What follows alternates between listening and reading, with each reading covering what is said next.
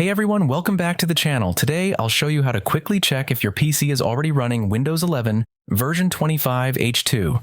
This is super useful if you just updated or you're not sure whether the new feature update is installed. Just type about in the search box and then click on About Your PC to open it.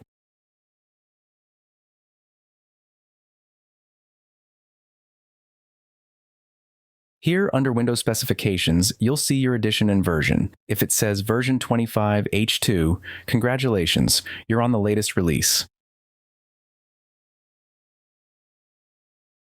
You can also get to the About page by opening File Explorer and right-clicking on this PC and then clicking on Properties.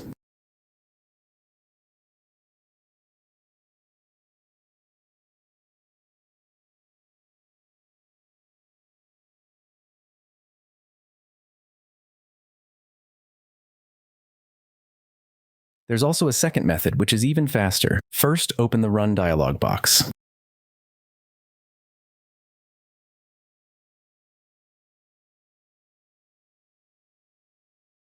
Type the following command and hit Enter. A small window will pop up showing the Windows version you're running. If it says version 25 H2, then you're good to go.